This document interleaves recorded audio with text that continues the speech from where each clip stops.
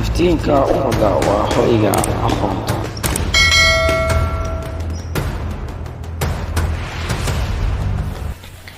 bismillaahi raxmaani raxiim. Assalaamu calaykum waraxmatullaahi wabarakaatu. Dhammaan waa salaamantiin. Waxaan idin leeyahay ramadaan mubaarak, ramadaan kariim. Maanta waxaan qaadan doonaa cashikeena oo cashikeena maanta wuxuu ku saabsan yahay waa sida daatada ama taariikhda loo bedelo, taariikhda computerka loo bedelo adigoo isticmaalayo MS-DOS adigoo isticmaalayo. Waxaan soo baranay sida loo soo kiciyo MS-DOS iyo waxa uu yahay MS-DOS-ka ayaan soo baranay. haddana waxaan qaadan doonaa sida taariikhda MS-DOS-ka ama daatada loo bedelo adigoo isticmaalayo MS-DOS-ka adigoo isticmaalayo.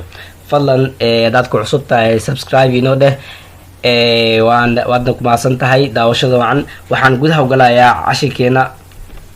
marka waxyaalaha aan ku qaadan doono buugaani oo MS-DOS-ka waxyaalaha aan ku qaadan doono waxay noqon doonaan cashadan ay noqon doonaan sida restarting loo diro oo sida computerka restarting loogu diro adigoo isticmaala MS-DOS, sida computerka log loo geliyo adigoo isticmaala MS-DOS, sida computer functionka window kuu duwan aad u ogaani functionka uu yahay sida ku ogaan doonto.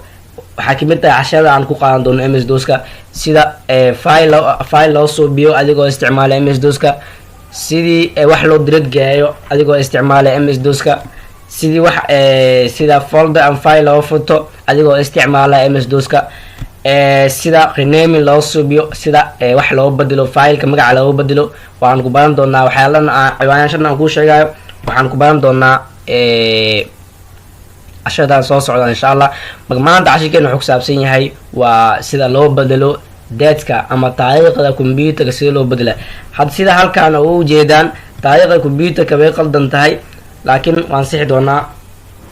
marka insha allah kusoo dhawaada.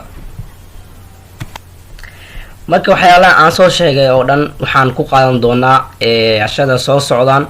fadlan nala soco. haddaad ku cusub tahay subscribe noo dheh sidii aad ku aragto cashir walba aan soo gelino halkaani. marka gudaha aan u galno cashirkeena maanta. cashirkeena maanta wuxuu ku saabsan yahay waa daadka ama sida loo bedelo taariikhda computerka. hadda taariikh sidaad ujeedaan taariikhda computerka way qaldan tahay. waan sixi doonaa insha allah. taariikhda computerka waa kana way qaldan tahay, marka waan sixi doonaa. marka sidee aan u bedelaynaa ama sida aan u sixaynaa daadka ama taariikhda sida aan u sixaynaa. book wuxuu ku leeyahay number 1 waxaad ku dhufataa click start button. number 2 click all program ama all apps, select accessories.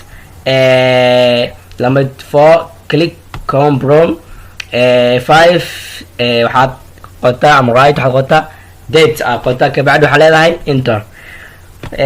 aniga halkaas dhamay laakiin waan soo gaabi doonaa. waxaan isticmaalaynaa wadooyin gaaban. waxaan taawanaynaa window k plus r aan taawan doonaa. soo kicinay waxaan soo kicinay MS-DOS-ka aan soo kicinay aan ku bedeleyno daadka ama taariikhda.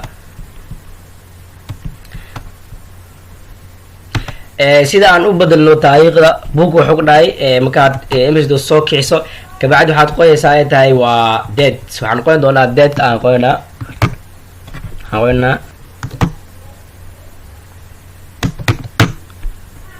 waxaan qoynaa date. hadda waxaan bedelaynaa dateka taariikhda oo computerka hadda saaran waa kana dateka waa kana. markaad maanta taariikhda waa maanta taariikhda waxa waaye waa bisha ximeysa bisha afraad oo mayso 14 insha allah ila socda. okay waxaan gelinaynaa bisha afraad calaamadaasi oo slash. waxaan gelinaynaa maanta bisha imayso 14 slash 2020. marka waxaa geliyey taariikhda waxaa geliyey oo maanta la taagan yahay oo ah bisha afraad oo mayso 14 2022.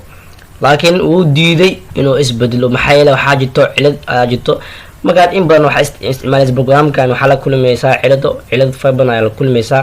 marka insha allah ciidadaas oo dhan waa isla xali doonaa magacyadaan waa ciid aad u fudud oo la xali karo kaliya wuxuu u baahan yahay inaad ms dos aad isticmaalaysid inaad soo kiciso aad qan aan ku suubiso aad soo aqbasho kaliya ay u baahan yahay marka sidee loo xaliyaa cilida marka la kulanto sidee baa loo xaliyaa insha allah waan isla aagi doonaa nala socdo insha allah